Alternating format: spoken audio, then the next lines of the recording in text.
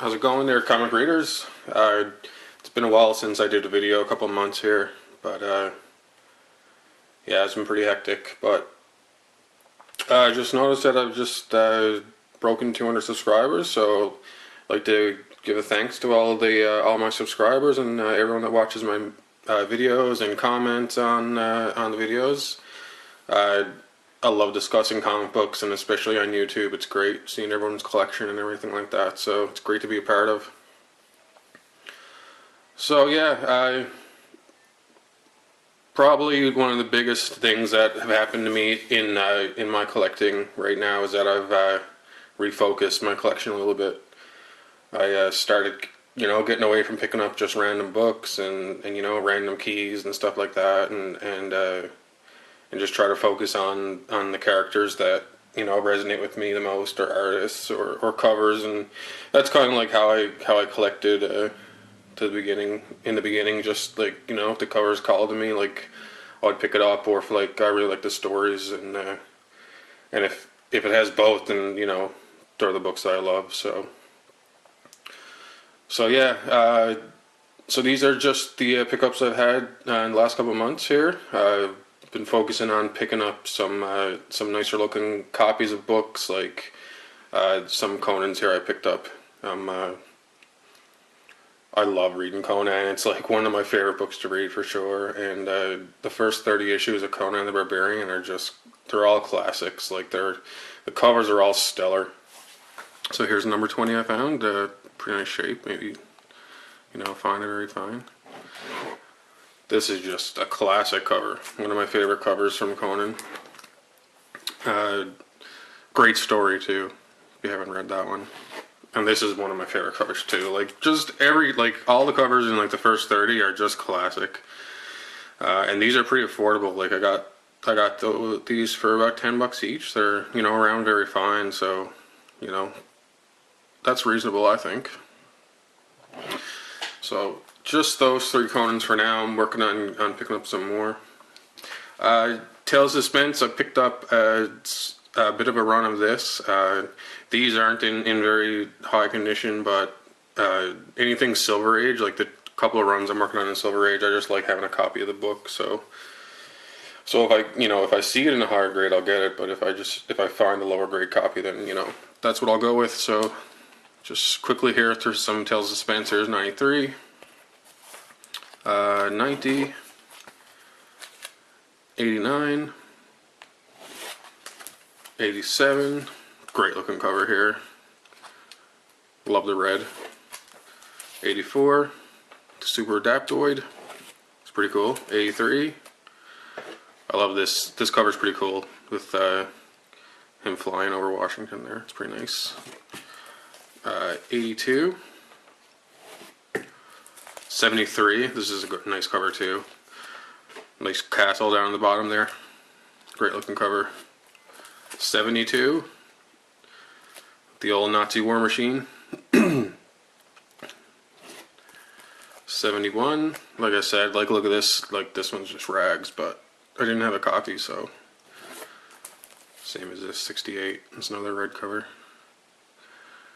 So yeah, I found those. They're pretty affordable too, like the non-key issues. So I think I'm gonna, start picking at the Tales of Suspense run. It's a good run. Upgraded my Doctor Strange _1. This one was a bit pricey. I think this was about $50 shipped, which isn't too bad considering that sometimes I pay upwards of $20 shipping to get to Canada, which is just insane. I don't know why it costs so much to send here, but you got to deal with it. This copy has like really bright colors, really dark colors, so I grabbed this one. This will be the keeper. Okay, some Strange Tales run. These ones aren't in the greatest shape either, but like I said, Silver Age runs, then I'll take a copy and upgrade it as I go, as I find it. So 165, nice Strangle cover. 161. 152. 151. Kirby Steranko. 142. Nice Kirby cover. 140. I just love this run. I'm after picking up a lot of these lately. 158. This is a great cover. Like one of the best covers in the run. Just a nice red cover. This one's in pretty nice shape. I think it's around fine. But covers like this, like I'll hold out for a nicer copy. I think because like the colors when they're deep on this kind of cover, they just pop. So I'm really happy to have that copy. Here's a decent shape Avengers that I picked up in a lot. Just number 22. I'm not really working on the Avengers run, but you know, whenever I see a 12-cent Avengers, I buy it anyway. So I might as well say I'm working on the run. Some nice Kirby stuff here now. There was someone actually bought in a high grade set of Kirby's Fourth World to like the local comic shop, and you just never see those around here, so I had to jump on them. Just here's New Gods #1, just a lovely copy, love it. And Jimmy Olsen 135, nice high grade copy. Obviously, the only copy that would be the lowest is probably in a 5.5, but here's 134. First Darkseid, just love it. This is it's an upgrade from the copy I have, and the colors on this one are pretty nice. It has a spine roll, and it has one little tear in this side, but you don't find this book. I've never seen a copy for sale here, so I snagged that one up. But the Forever People #1 was in decent shape. It's scrutinizing a bit, but it's probably around an 8.5, and it's I'm really happy to have it because my other copy is it might be a 4. So I'm really happy to have this one. Here's Batman 200. I've been keeping an eye out for this one. It's this one's really hard to find, like with a white cover, and this one isn't bright white, but it's not really tan. So I was happy to find this one for pretty cheap. This is first Neil Adams Batman. Superboy number 56. Nothing too special about this book except it has a date stamp. That's my birthday. So I saw it there online, so I was like, yeah, I'll pick that up. It was pretty cheap, so that'll stay in my collection. Alright, some nice Thors now for my Thor run I'm working on. Here's 153. Just another nice red cover. How many red covers have I shown this haul? Just red and yellow. This one's great. 141. This one's a nicer looking copy.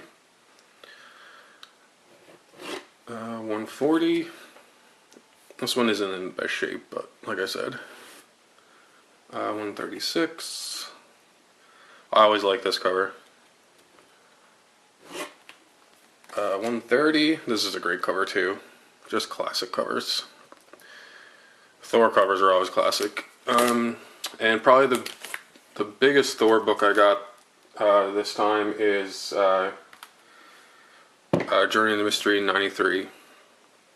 It's an apparent 7.0, and it's listed as resto includes small amount of glue on the spine, and I can't really see the glue at all. So it's a great looking book to me. As a date stamp, I like date stamps. So yeah, I was really happy to find this one. I know the purple label of doom and all that, but I mean, it's not. There's like levels of the purple label that I will consider or not, like anything trimmed. I just won't even look at. A bit of glue on the cover. I mean, some people say it can be removed if that's what you're into, but I'm fine with this copy. It's my other copy was like a 1.8 or something, so there we go. Alright, let's get out of the Marvel and DC into some Archie. Here's Archie's Madhouse. Great book. I'm loving Archie, I'm loving Harvey. Here's some Harvey. Witches Western Tales, number 29. The old Witches Western Tales, the classic run that lasted 2 issues, but this is listed as Jack Kirby's last pre-comic code work. Whatever that means, but this was in that lot from online, so there's a bunch of random books that I picked up.